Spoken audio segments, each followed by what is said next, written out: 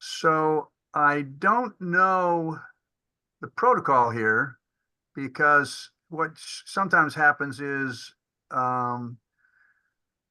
Jason will kind of open up because there's no chair been elected, but I'm happy to jump in and nominate myself as chair.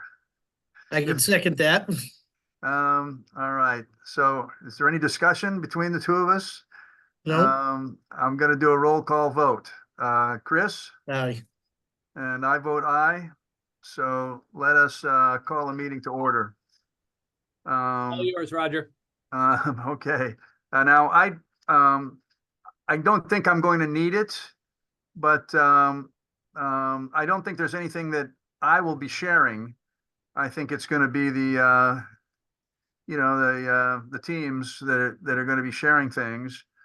So and probably this probably this meeting should have been called to order before the actual organization, if you were the chair vote, but I'm just going to call it. I'm going to call the call to order the Town of Southborough, Massachusetts Neary Building Committee Sustainable Subcommittee, Wednesday, June 5th, 2024.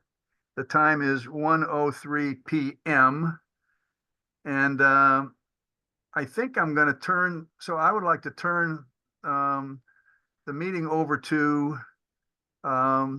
who, folks? Arrow Street. As far as the first item is to review the PSR building performance timeline and tasks. Yep. So I'm going to share my screen. Do you have privilege or do you need anything? No, I should. Oh, it actually says it's disabled. So I don't know who the host is, if they can enable that. I'm on it. Okay. Should be all set now. Keith, will you be attending as I guess what is this ex officio, whatever it is? Will you be attending these meetings on a regular basis? For Okay. this subcommittee, yes, correct, Roger. All right, then I won't worry about the understanding the process of how to give screen sharing capabilities to folks. I'll just depend on your expertise. Yeah, and Roger, Jason did just send out the minutes, so we are going and he has, review PSR timeline and tasks as item number 3, so. Okay, yeah, we don't have, since this is our first meeting, we won't have to worry about any minutes, but I think he meant agenda. Agenda, right. sorry, No, yep, excuse me, yep, sorry. I do have the agenda. Yeah, this is where we are on item number 3. Yeah, and I just reordered them slightly. So we're going to just talk about the last, the 325 meeting, which was the full NBC, I think it was the public forum. And then we're going to do timeline. So I just switched those two, but this is the agenda. You guys can see the screen, right? Yes. Yep. Okay. We can. So I'm going to jump into the recap. You might remember that's where we did sort of a general overview of sustainability and building performance.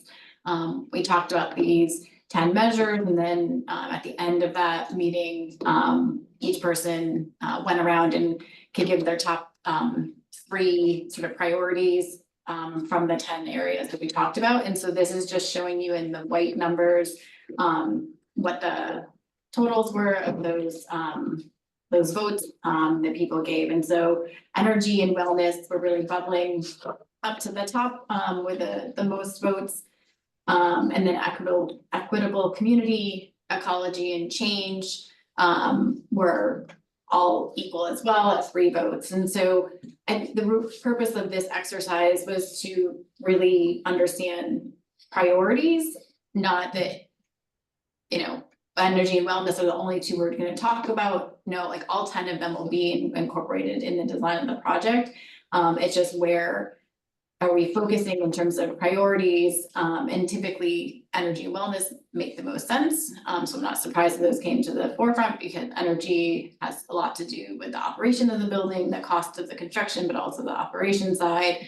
And it also ties into wellness and resources and many other aspects. And wellness is, really about the occupants, so the students and the staff that are in the building. And again, those are good focus areas because those really drive a lot of design decisions, but all of the other 8 measures will be incorporated in energy and wellness strategies.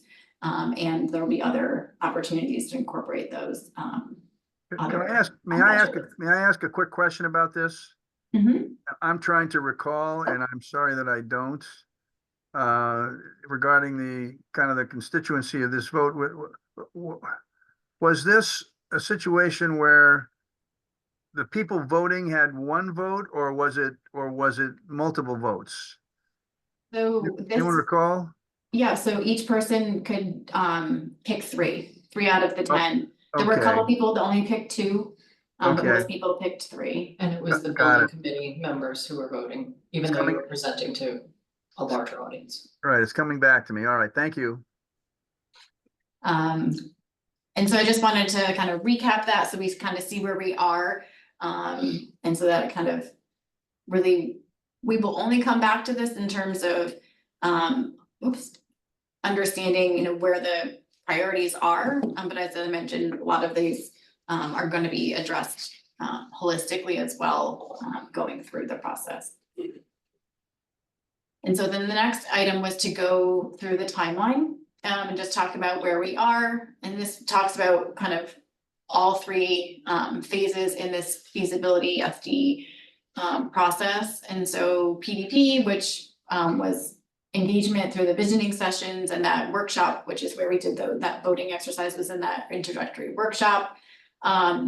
We start to collect existing use data at that time. I'm not sure we've sent out that file, so we'll send that out. This is something that's just sort of happening in the background. We like to know, what are your existing buildings, like what are their energy use, just so there's a benchmark there. And then we collect information about, hours of the day that people are in the building, different types of spaces, and start to develop a occupancy schedule. And a lot of that use data collection really doesn't get used until we get into SD. So there's plenty of time to go through that, and we'll send you a document. And it'll be pretty self-explanatory, but we can answer questions if you have questions about some of the information we're asking for in that document. We're now in PSR, and one of the first things we'll do in PSR is do the owner's project requirements survey. So this again is another document. It will essentially start to go through details of, setting priorities for the building.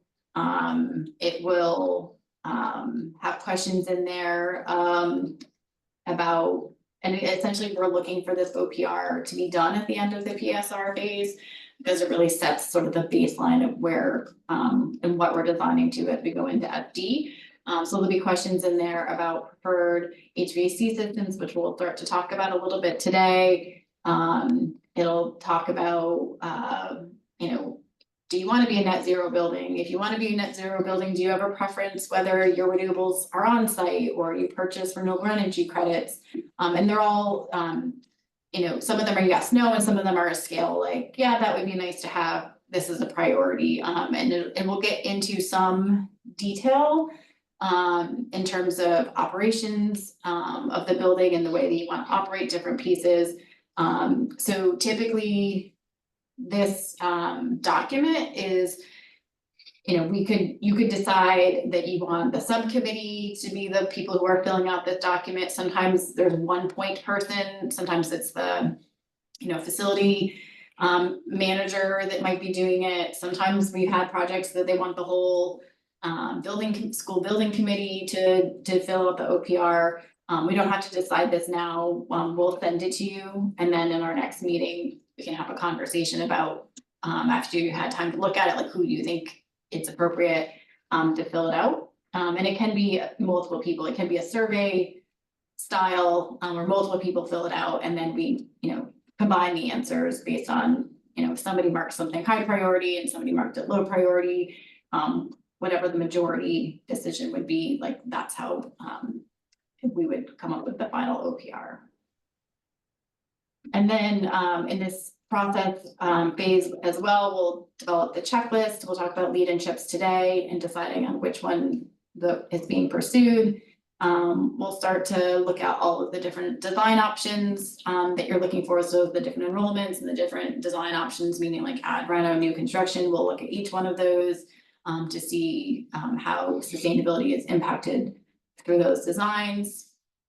Also in this phase on the HVAC sort of energy net zero side, we will start to talk about HVAC systems and exterior envelopes, starting to develop some baselines for those, which helps with the pricing at the end of this phase.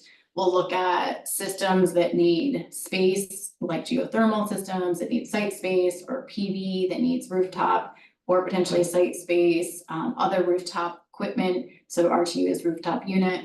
So we'll start to like look at some of those on a high level until we get to like what the preferred scheme is. We'll start to look at the estimates for preferred options. And so in this phase, we're really looking for a preferred option. It's not the final option that, in terms of like the HVAC system. We'll do a lot more work as we move into SD. And so I just kind of have SD here so you can kind of see what comes next. You know, we're on the general side where we're finding the lead or chips checklist. We're starting to talk about types of products that go in the building. We'll develop a water budget. And anything in pink is optional and is not in the basic services right now. Based on our conversation from last time and sort of how the votes came out, I don't think that a life cycle assessment which is an assessment looking at embodied carbon is something that seems like a priority that we would do this in SD. This is something that can be done in design development. It will be required for leader chips, but it's not something we have to do now.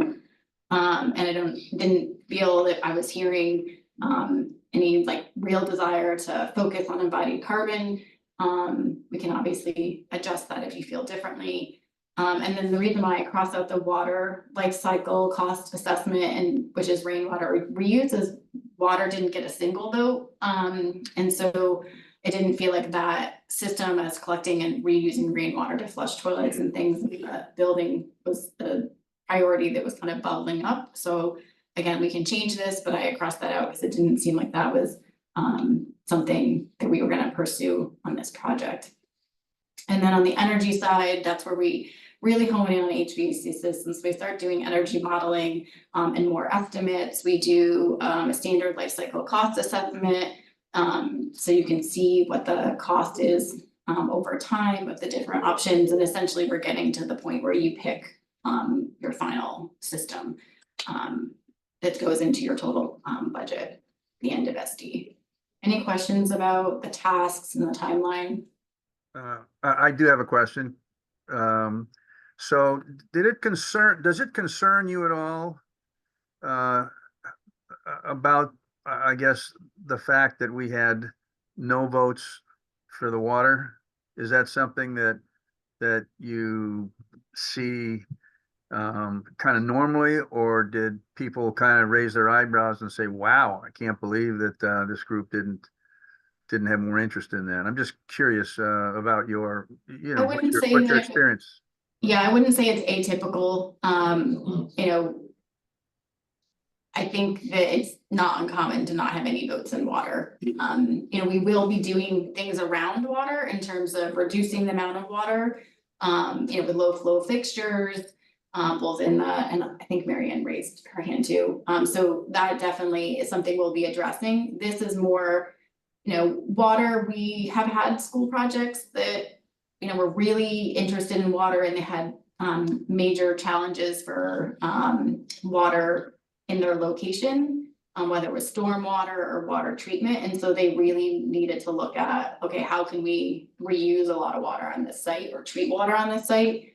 And so that's usually when it becomes a higher priority. But in a typical school building, we wouldn't expect that, there is expense to rainwater collection and reuse systems. There's operation expense to that. And you need to be able to have that maintenance in your budget. And so it's very common that is not a system that schools are typically going after, unless it kind of a little more connected to the location and the situation on the location. I was gonna say, if we lived in a drier climate, we'd probably see that pop up more often.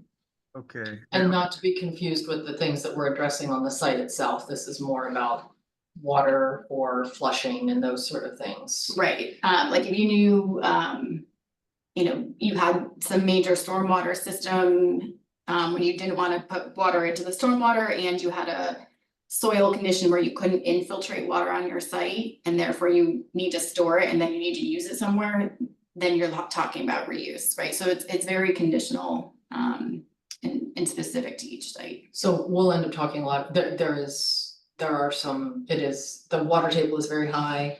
There is a lot of water around the site, and we'll continue to talk about that with civil. But I think for broader part of this conversation, we're talking about more like if you wanted to have rainwater reclamation that you could use for flushing or something like that. And so I just want to make it clear to folks here who are concerned about the site water that we're talking about that separately and we'll be dealing with that. And focusing this conversation more about specifically things like rainwater reuse. Right. There isn't anything right now, with the high water table, or water on the site that makes us feel like we're not gonna have any infiltration possibility. Cause infiltration is where you always start. And so something can change as we learn more about the site and the soils and things like that, but right now, we're not expecting that there's a major issue with infiltration. Got it. All right, thanks. I had a second part of my question about, is it concerning, but why don't I just move to the people that have their hands up? Mary Ann? Yes, I agree with everything that Arrow Street just presented, and to a point that we actually find a lot of facilities managers do not like the using, the system using rainwater for flushing toilets, etc. So because they find it to be kind of a high maintenance type of system, and so there are costs in other ways that show up. But that's all that I wanted to say. I think Kate did a great job representing what we typically see. Yeah, and it's not troubling, it's not surprising and not troubling. Chris? Yeah, doing installation and installing part of these systems, I wouldn't recommend gray water for a school. One, you have to install in a separate infrastructure for the piping. If you ever want to remove that gray water, the piping's contaminated, you have to go back and put new water pipe and supply in for the flushometers, the maintenance piece. Recently I've been seeing rainwater reclamation with taking the roof drains to a retention tank outside. If you have a cooling tower, you can use it for HVAC makeup or irrigation. It's kind of like low hanging fruit if you want to install that system, but like we tell our customers, when you need the water is usually when you're using your sprinklers. So you have to have a backup makeup. If you don't have heavy rain, it's not really ideal, so you put all this upfront investment in, unless you can capitalize on, some HVAC makeup and irrigation. That's the best thing I see with reuse water and but you still have to treat it, another maintenance item. And if you can achieve the points with low flow fixtures, then something to think about, but. Interesting. Okay, Mark, and just FYI, these are the first two slides, so the only thing you missed was the opportunity to be chair, and I know that's a momentous disappointment for you. Now I'm wondering if you skipped the first 5 minutes on purpose, but anyway, are you on mute? No, okay. I'm being kind and muting right. myself. All right. Just quickly, if you eliminate rainwater reuse, you should still leave water on this list. If we go a treatment plant versus septic, there have been schools that have taken the gray water from a treatment plant and utilized it within the school. So there might be an application that might make some sense. So my recommendation is just to leave it on. as a possibility, but it means something else is gonna happen that's gonna cause us to look at that. Yeah, so it might come back for other reasons, but we're not doing it specifically for wanting to do the rainwater without Right. another reason. Great. So I'm gonna move on unless anyone else has other questions about tasks. So lead versus chips. And I think I had this slide in last time, but I just kind of consolidated it so you can see, lead and chips are very similar systems. They have equivalent credits. There's different levels. You're all probably familiar with certified gold, silver, gold, and platinum on credit on the lead side. And then chips has two levels. They have verified and verified leader. Chips does focus on some operational pieces and policy pieces that are around the district. And so that is really the major difference between that. You can also do those things on your project regardless of a certification, or you could potentially get innovation credit for lead for those. This has been, I would say, somewhat of a challenge on some projects because it's sometimes hard to get things to move at a district-wide scale, especially when you're working on a particular project and then be setting district-wide policies and plans that affect multiple buildings. And so that is one thing to think about with that. The fees you can see on the side over here. LEED is really setting one fee, regardless of whether it's an ad reno or a new construction project, and it's a flat fee kind of based on the square footage. Where chips is different if it's an ad reno versus new construction on a site that already had a school. So there's a really the ultimate cost of that isn't known yet until we know exactly like what the scheme is and everything. So it can potentially be more expensive, as you can see the range at the bottom here. If you're interested in having a zero certification, a net zero certification, LEED would be the one that would be the most applicable. And so that isn't available if you don't also have a LEED certified building. So that's something to think about, but it's not typically a decision maker for this. And then, CHIPS is a much smaller organization. So there are, we have experienced significant review times, and this can also delay being able to close out with the MSBA at the end of the project. So that is also something to think about. Because again, there's some pieces in there with some of the district-wide policies and plans. Those can hold things up, but then also the review process with the CHIP staff does tend to take longer. And then it has delayed some of those closeouts. So any questions about LEED versus CHIPS? And I will also ask, are you leaning one way or another? Or do you need more information about like one system for another? Because today we want to get a confirmation on the direction on this. Well, the other two members of this committee here know more than I do, but I go down this slide.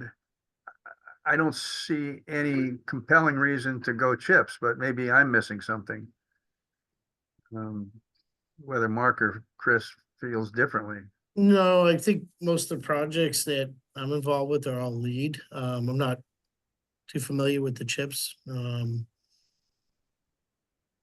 But is there any reason why we would go the CHIPS route? Is it an easier lift, obviously?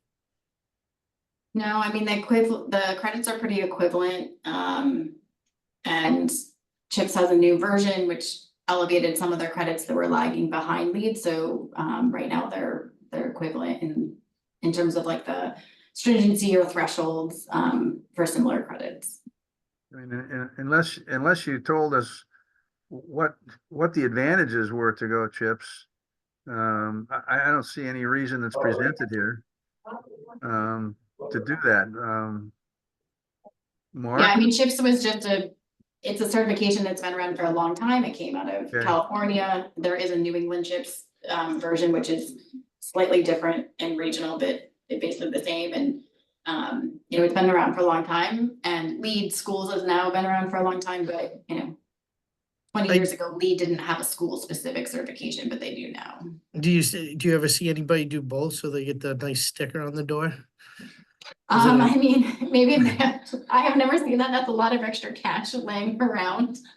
A lot of extra work. For duplicating documentation and then certification fees. Right. Um, No, I would say lead would be the way to go. I think it holds more clout, right? It's probably more recognized. More Yeah, recognized, More people yeah. are familiar with it. Yeah, And people- more contractors, I think, are familiar with it. correct. in terms of like chips, and there might actually be a note, I know maybe it doesn't say on there, like we use a lot of the lead calculators and tools and submit them to chips. Because there's a lot of resources chips doesn't have, so. And some of going those lead would probably calculators and make, Construction pieces, we actually have to use the lead Yeah. documentation. and would lead make the commissioning process easier? Because everyone's familiar with it? They're very similar. Kate, is it fair to say that the only times we've really used chips is when somebody had a strong preference for it? Yes. When. So if you don't have a somebody was strong preference, you're really perfectly familiar with fine. that, and, or the district was already working with chips, cause you can also work with chips on like district scale. Things. So if you don't have a strong feeling, you're probably not to lead the witness, if you will, but lead is very recognizable and people seem to know what it is and the contractors are familiar and there's no reason not to go with lead. It's Yep. really just if you had, as Kate said, if there was some pre-existing agreement or something you were working towards with chips, we wanted to make sure we asked the question. And I can confirm that we do not have any pre-existing relationship with chips. Okay.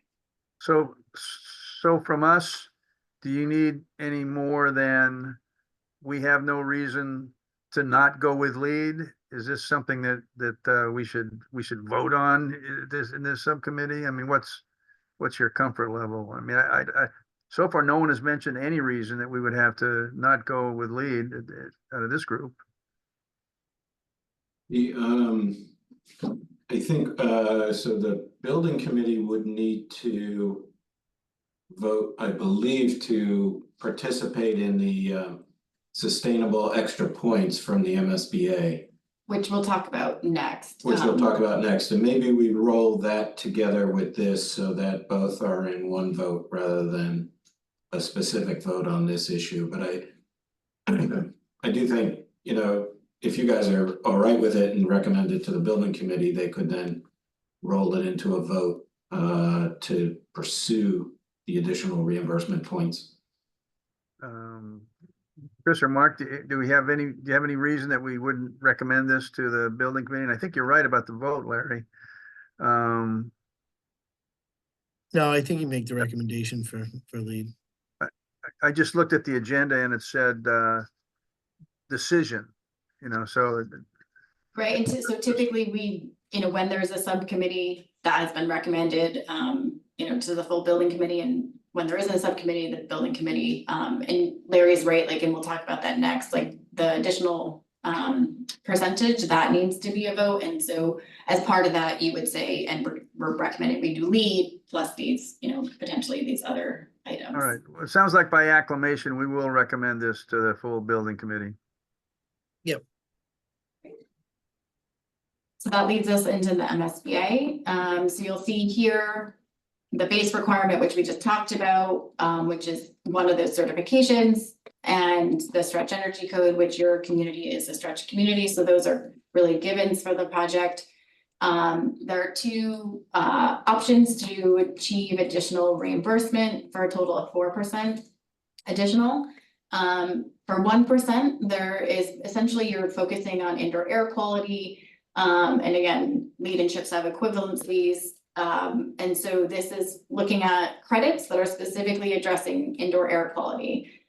So what that means is selecting healthy materials, which is already part of our standard practice.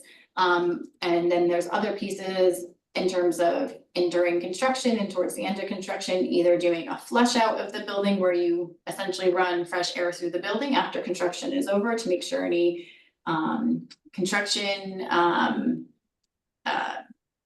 what's the word I'm looking for? Construction, dust and things like that, as well as any off-gassing from furnishings and materials, that's all flushed out of the building.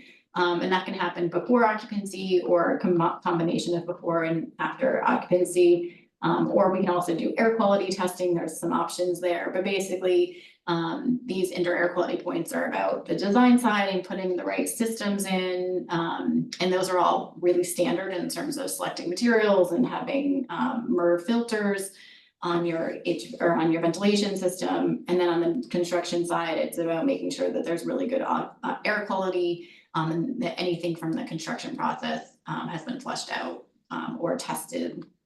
So it's kind of two pieces, a design piece and a construction side piece. And I can't tell, Keith and Chris, did you raise your hands again, or have you not put them down from the first time? No, Kate, I had a quick question. You know, that initial flushing to get that baseline seems like such a good idea.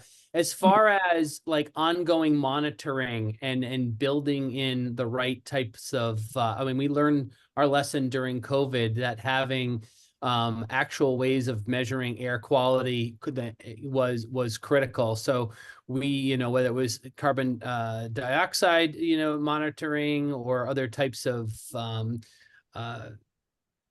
transitions of air, all that type of stuff was key to have. Is that a base part of the type of equipment that we're looking at for these specifications and to get those additional percentage points? Yes, so having CO2 sensors or demand control ventilation is embedded in the design side of getting these points for either leaderships that adds to this 1%. And so we do see that that has become standard baseline for school projects to do that, but it is a piece of this that you wouldn't necessarily be doing to just get, say, LEED silver. You know, this would be an additional thing that you would be doing that would qualify for those points that you need for that 1%. Excellent, thank you. Yeah, my only recommendation, I just think it's an easy lift with, you know, filter media installed during construction, the build and flush out, which the HVAC contract is gonna be running the systems, you know, prior to occupancy. That's easily done with controls and, you know, opening the fresh air dampers to 100%, flushing out the building for a period of time. I think, you know, from a standard with COVID and ACH air change rates in the ventilation and MERV 13 filters, box filters, the final filters have become almost a standard in our world, in the HVAC world. So any equipment that we see, we want to make sure that, you know, you're meeting those MERV ratings anyways. I don't think you want anything less than the demand ventilation. You know, like that's be part of the controls package and buyout. I would assume that we're gonna want that for high occupancy areas like the CAF, the auditorium. And depends on how the HVAC design in the classroom is, if it's gonna be wall units or, you know, that we'll leave that up for the HVAC designer, but fresh air is gonna have to be provided to every classroom, right, per the new stretch code. Yeah, this is really the reason why the MSB, I think, brought this on was because they saw so many projects were already doing this. But then sometimes they, you know, might have been not doing the flush out because that tends to be its scheduling. But you can also do testing, which limits the amount of time you have to build into the schedule. And so there is a little bit of a stretch here, so which is justifying the 1%, but many of these things projects are already have been doing for, you know, I would say the last like 5 to 8 years. What are you seeing for a normal flush out duration from contractors? So Standard school, let's say it's, you know, 3 packaged, you know, rooftops that supply conditioned air along with ventilation throughout the school.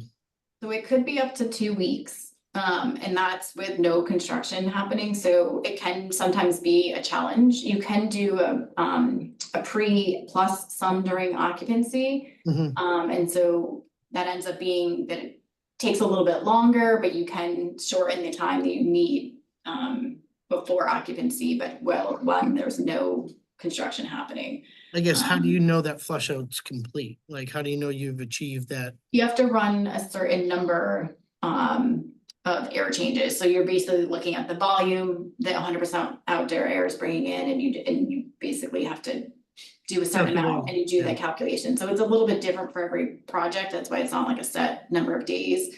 But it usually ends up being around 2 weeks. Okay. But there's probably ways that we can discuss minimizing that, right? If we can phase out sections of the building, if it's broken up by different pieces of equipment, right? Yeah, and we don't decide, we'll specify what we're going to do so that it's part of the buyout, but oftentimes it does change during construction. And when you get through construction halfway, you are looking at the schedule, sometimes we switch to air testing, so there's always an option to decide exactly what path you're gonna do much later. Gotcha. Thank you. And then for the 3% additional, that is looking at the specialized code. So on top of the stretch energy code, doing the specialized code, which for schools, typically the pathway that they would be following would be all electric systems. And we'll talk about that in a little bit when we talk about HVAC systems. But the specialized energy code, really compliance with that is pretty much a given, even though it's technically on top of the stretch code. But again, we'll talk about that in a little bit. So it sounds like I'm hearing that the recommendation is to definitely do the additional 1% for the IAQ. And we can kind of follow up on the 3% as we get into the HVAC discussion. But we typically see projects that they're already complying with that, even if it's not required. Yeah, I guess as long as it's the flush outs built into the construction schedule, and that has to be after FF&E, right? So you want all the furnishes in and off gases of carpets, materials, everything. So that's gonna be walking out the door. That would need to be built into the construction schedule and identified early to everyone. And is it also pretty standard that if our goal was the total of the 4%, that we would just make it clear from the committee's perspective and direction to you in the S&D phase that those conditions would be met for the HVAC system? Is that the way that kind of works so that we stay on target? So my worry is that, we miss something along the way, or we try to cut a corner here or there with a cost, and then we sacrifice that 3%. Is there someone's going to keep an eye on that for us? Yeah, so as Larry mentioned earlier, there would need to be a building committee vote just to say, yes, you're pursuing both of these paths or one of these paths, whatever the decision is, and then we're designing to that. And so we're committing to that. I just want to double check. Thanks. Yeah, we're committing to that in SD package and designing the systems that would meet that. Okay. And Mark, did you have a question? I was going to say, in some communities, it's already baked in where that decision has been made by a town committee. I was gonna say, I get to sign a little piece of paper at the end of the job, so I keep an eye on it. Hey, Mark, I see your hands Yeah, up. I actually agree with Keith's last comment, but I would suggest that we look to adding this to the building schedule and making it something hard and fast that can't be moved, so that everything else has to get moved accordingly. Finally, someone mentioned carpeting and furnishings. Those tend to be the biggest complaint items at the last minute, because that's all you smell when you walk in the building. I happen to like it, because it means it's all new. But yeah, I'm finding out now that the adhesives and all those issues totally need to be out of the equation when these kids are walking in. This also depends on how we're going to do the project. There's another whole element to this, that if we are reusing portions of the old building and we've got kids in a portion of that building, this has to be a major item throughout construction. If we've got kids that are being educated down the hall that's somehow sealed off, we better darn well have a good budget to make sure the air quality is always good. That's really where my comments were coming from the other night. I'm not sure we want kids in a building where we're doing major construction, and this is probably the biggest issue. Yeah, so you would definitely be doing indoor air quality, whether you're doing construction in a building that kids are in or constructing right next to an occupied school. So the contractor will typically be doing that air quality monitoring throughout construction. And that's why sometimes on projects, one particular project I'm thinking of, then we just did the air testing for the certification at the end, because they'd already been doing that air testing anyways. And so we can shorten the flush out. We still recommend a flush out. But it's not the longest duration. We do some flush out and then we do the air testing after that flush out.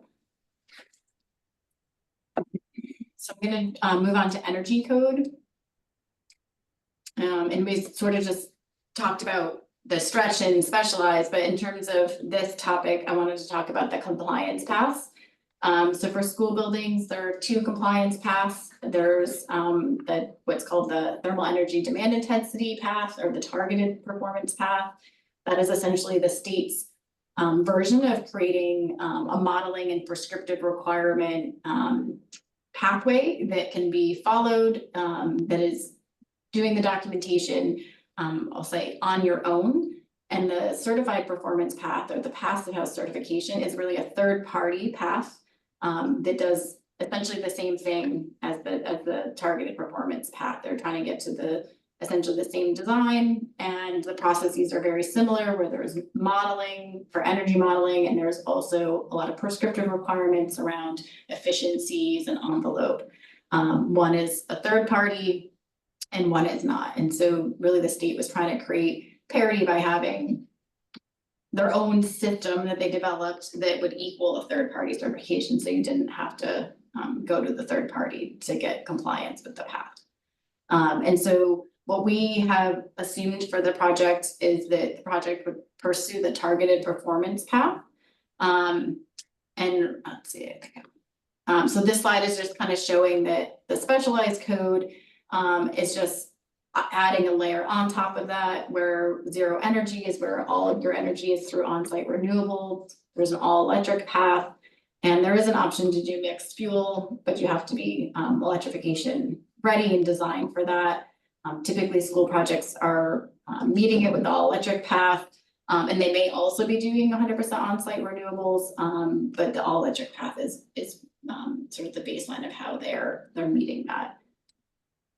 In terms of the differences between the TEDI and the passive house path, there's on the design side, because there's a proprietary software that you're using for passive house, and TEDI is using sort of more generic software, and the way the modeling is done is a little bit different. So the TEDI path, and this again is only been out for less than a year, so we don't have a lot of projects. Personally, we have some projects, but we also talk to other architects and energy modelers to see what they're working on, to start to get some ideas of how projects are kind of faring. And generally what's been coming out of that is the TEDI may potentially ask for, or might need higher thermal performance on some of your exterior envelope to pass the modeling than passive house. And passive house, because it is a third-party process, there are certification fees that happen, some in design, most of them actually happen in construction because of the additional field verification and testing that happens. But the estimate is around 200 to 250,000, and that's a little bit more based on which enrollment and how big the building is. And so that's something to think about, that there is an additional cost, which is mostly for the testing and verification for passive house, because it's that third party path. And in terms of the design should essentially be the same. They're trying to achieve the similar goals, but because there is different modeling, they might might be slightly different, and where we've seen that difference the most is on the thermal performance. So for example, one passive house might say you need 6 inches of insulation, and Teddy might be saying you need 8 inches of insulation. So there is a potential for construction cost difference between the two, but that's really not able to be known until you kind of go through the modeling. And so what we've been recommending and what's in our fee for most of this happens in SD in terms of the modeling is to do the Teddy path. But we wanted to talk about this to see if you are really interested in the passive house path, we could do that instead of the Teddy path.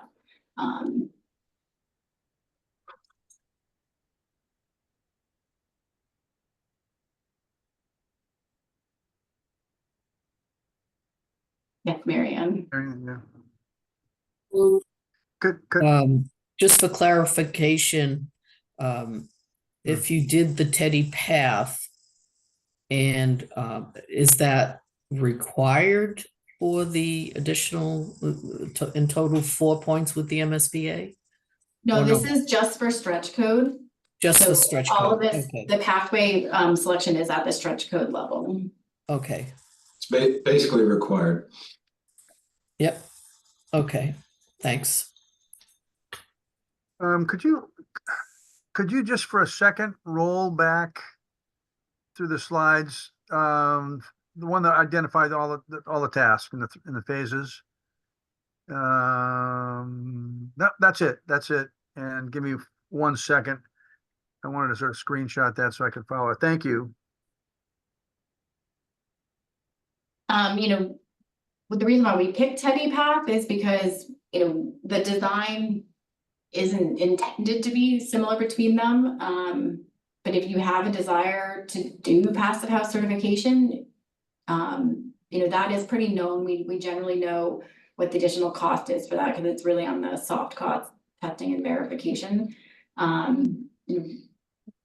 We can pivot later if needed, but we can only do one option in SD.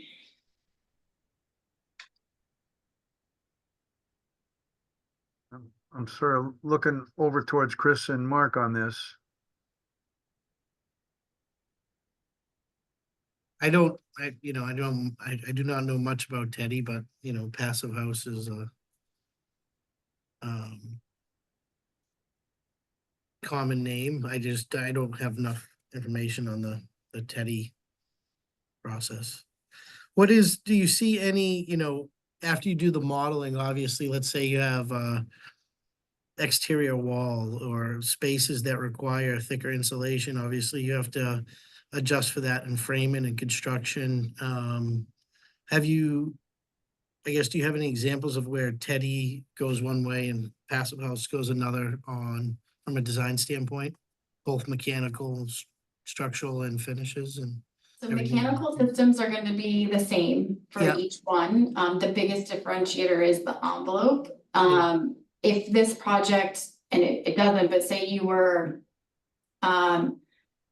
planning to put a parking garage under your school, we would probably stay away from Teddy for that reason, because that particular condition of a unconditioned space with conditioned occupied space above, the way that the modeling works, Teddy's gonna tell you, you're gonna be saying, why do I have to put 25 inches of insulation? That's crazy, right? So there are some anecdotes that we've been able to pull out of less than a year of people doing these models, that certain conditions we would say, oh, we definitely should go this way or that way. Based on this building right now where we are in design, we don't think that it's triggering any sort of weird condition that's gonna say you should do one versus the other. And in terms of cost, we were kind of leaning towards Teddy because of the additional certification fees on passive house. Every building is unique and you will find slightly different results for each building. And as I mentioned, we can pivot. So starting with Teddy and kind of going through schematic design and doing the modeling to the Teddy pathway and that phase, if there was something that came out of that, we were saying, oh, maybe that doesn't make sense. That's really pushing us to have just way too much insulation and we're past diminishing returns, you know, there's an option once you got into DD that we could say, okay, let's do a passive house feasibility and spend, you know, that money on doing that other model just to see if we get a different result. So other than the note here that says it, and you mentioned it may require higher thermal assemblies. I don't know if does that translate into, well, even at this point, does that translate into any kind of estimated cost? It's That's a hard to estimate what that cost would be without, and that's what I'm saying, like, if there was something that came out of Teddy and schematic design where it was pushing an assembly to be something where we said that seems like too much. Okay. Like that's, you know, that's beyond the point where you're seeing diminishing returns, meaning more insulation is not actually saving you energy.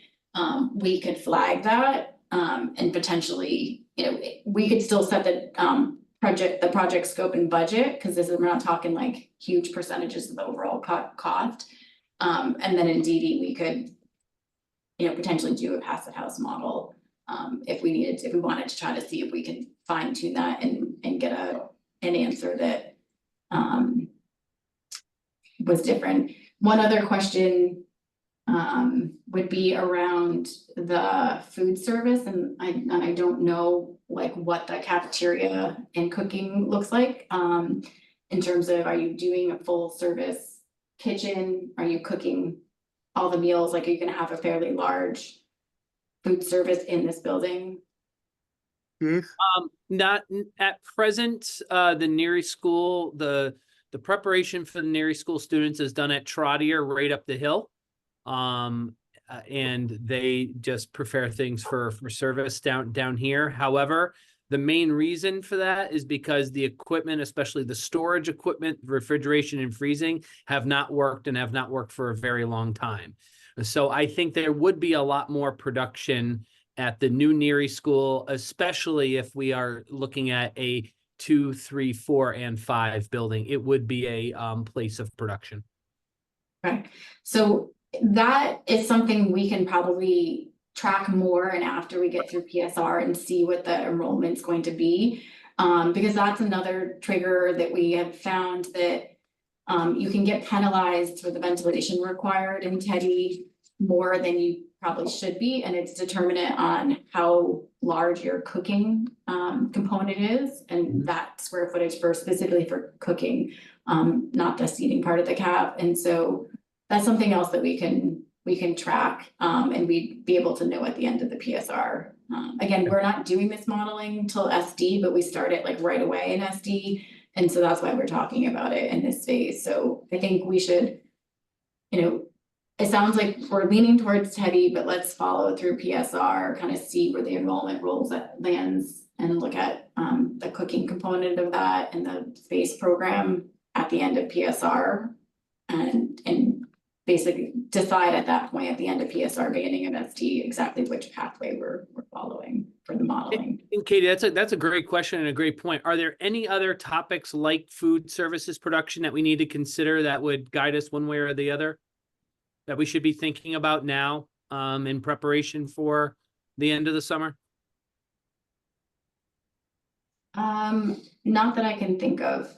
Okay. Katie, is that, are you being penalized because you cannot capture that kitchen exhaust and recover that energy? Right, so Teddy only specifically looks at ventilation and envelope. Yeah. And it actually doesn't care what HVAC system you have, where passive house considers the HVAC system, its efficiency, as well as the envelope and the ventilation. We also have the ability with passive house to work with the certifying body to adjust the metrics. So we can work with them to say, this is our design, this is what needs to happen here. And they can say, okay, well, your passing number is this number, not that number. It's not a hard line. It actually can be adjusted to your specific building. Where Teddy, it's a statewide thing, and it's a school, and your school number is X, and that's your threshold. Like your number is, you know, 2.2 and every school has to hit 2.2. So there is more flexibility in the passive house when it comes to the ventilation and that's why depending on the cooking, it can be an impact there. So obviously you know, with the fees and all, but we are gonna be, you know, at a high air change rate, we're gonna have exhaust, so if we go in HVAC design phase, decide that we're gonna, every unit's gonna be energy recovery, you're gonna get those points, but it's not gonna be recognized by Teddy, or is that only for the kitchen exhaust? Because So it's gonna recognize that. So it's gonna recognize your energy recovery, your demand controlled ventilation. It's just you do get penalized if your square footage of cooking is outside of basically what they put in their model to develop the numbers. So they came up with some, you know, pretend school and it had a certain amount of square footage for cooking in it. And once you're beyond that, basically the baseline model that you're comparing to is, you know, you're gonna be over that baseline. So they're not specifically penalizing you, but you do get penalized because that number you have to hit was based on a school that had only a certain amount of cooking in it. yeah, I'm just trying to think if I've seen any recent projects that have utilized any energy recovery and heat recovery through kitchen spaces where if you have reheat coils and the air handlers feeding, you know, a lot of heat recovery I mean, you system can do being it, installed. like you can do it with scrubbers and some other things. It just starts to get extremely expensive. Yeah. Usually you add the 2 inches of insulation before you, on the roof or wherever you might need it to offset, so. Okay, so I think this is another one, Roger, that we bring up, but I think we would go with Teddy, right? I think you're right. And if we have to pivot when the time comes, do the energy modeling and see where we're at, and that would be my recommendation. I haven't heard anything presented that would suggest that's not the way to go. I mean, some of this is by, you know, well, there's no reason not to, right? So at this point in time, I would certainly agree with you. And just the last thing, not to beat the dead horse here, but the thermal assemblies, I guess, you know, one thing we're seeing on some projects is glass and glazing, building envelope. Does that put you in a situation where you're getting specialized glass that I know by the time we do this project, I'm still seeing projects having delays on envelope, curtain wall, glass. Any concerns there? The basic systems are gonna be the same regardless of pathway, so triple glazing, aluminum frames, if it was non-aluminum, it's Yep. probably still triple glazing, and, you know, in terms of the attachment assemblies and things like that, it's the same. The only difference would be thickness of insulation. Potentially might be a little bit different, but the basic assemblies are gonna be the same. Gotcha, okay. And so we're right at 2. And so what I'm gonna suggest is that we set up another meeting to go over the HVAC component, which is, it's kind of its own kind of separate thing from everything we talked about today, which was kind of looking at this path, that path, and making some decisions on direction. Cause we're probably gonna need 30 minutes to go through the HVAC piece, so I think we should set up another meeting. I'm fine with that. No, that works. Do we want to And set that? again, we have some time here because we're, you know, we will have a preferred option in this phase, but it's not the final option. That final option is done and selected at the end of ST, so. And when do we need to do this review by? And Chris and Mark et al., do you want to try to set that up now? We can, are we talking a couple days from now? Or are we talking, a week from now? I guess for the HVAC options, did you put this together in-house or is this like did this come from the engineering firm? To give you some Um, baseline. Yeah, so we technically put this together in-house, but we use the same engineer in all of our projects, so. Yep. It is the same options, that they would recommend, so.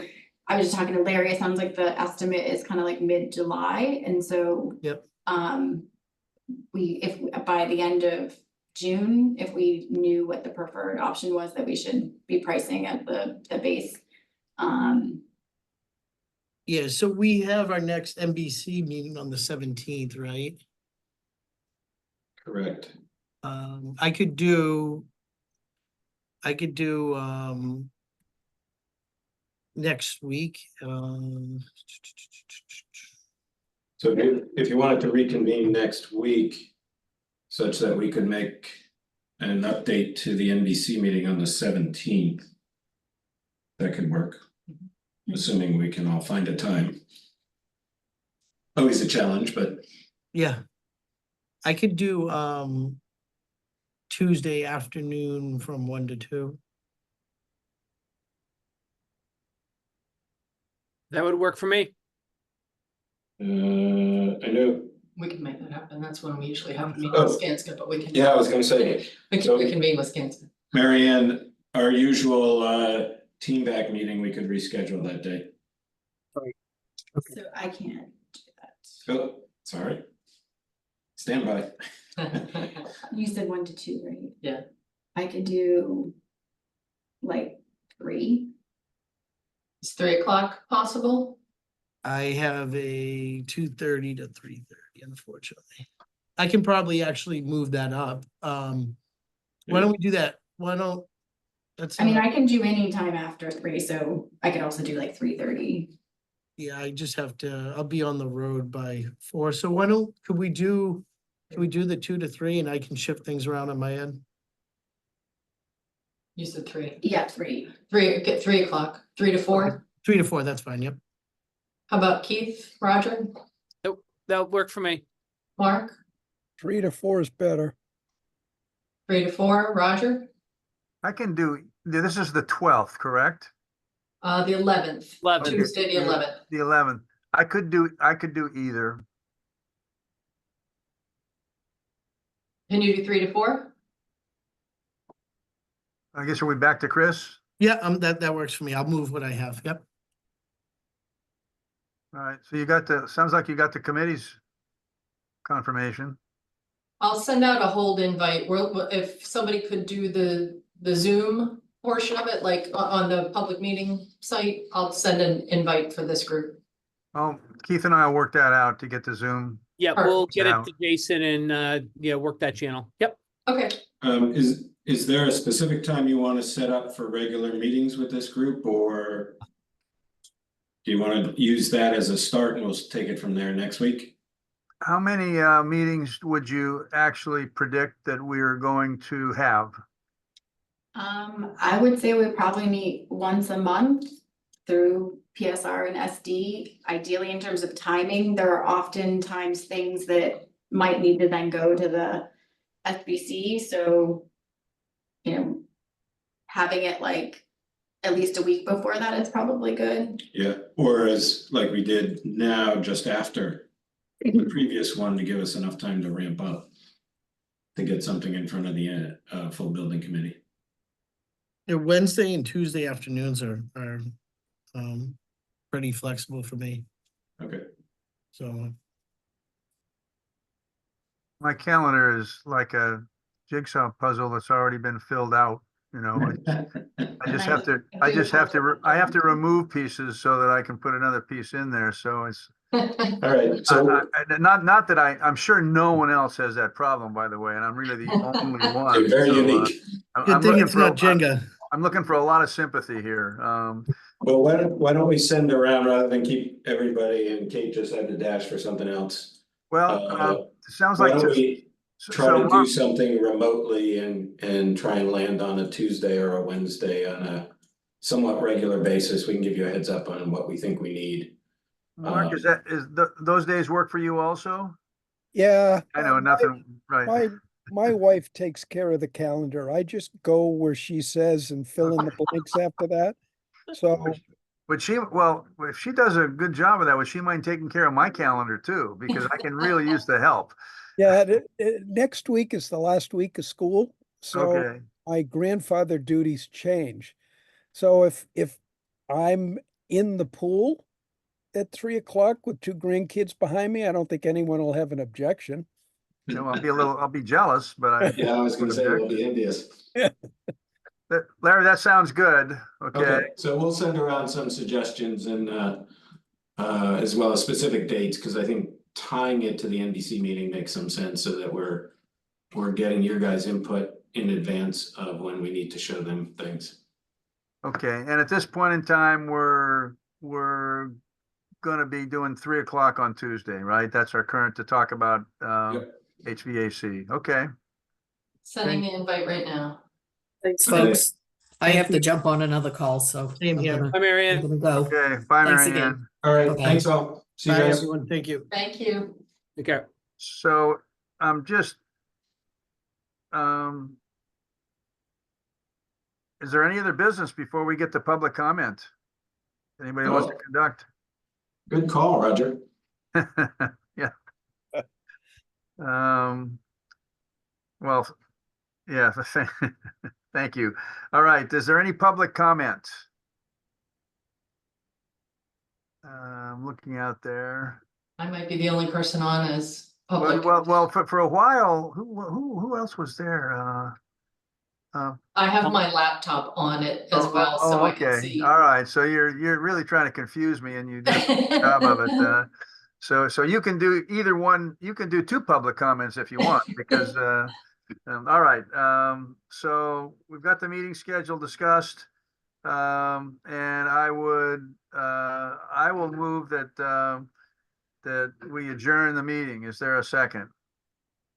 Second. Second, I just want to let you know I'm munching on a stale bag of popcorn that I found under my desk. Willing to share it if anyone wants any. I'll be over. You know, Mark's in this- charge of snacks from here on out. Yeah, Mark, get the I'm- pool ready for Roger. I'm doing portion control, but anytime anybody mentions food, I tend to get off of my I don't know, my structure. I call it a structure. All right, so been moved and seconded by Chris. Roll call vote. Chris, Aye. Mark, Aye. I vote aye. We are adjourned at 2:09 p.m. Thank you very much, folks. Thank Thank you. you, everyone. Have a good day. all. You too. See you guys. Yeah, bye.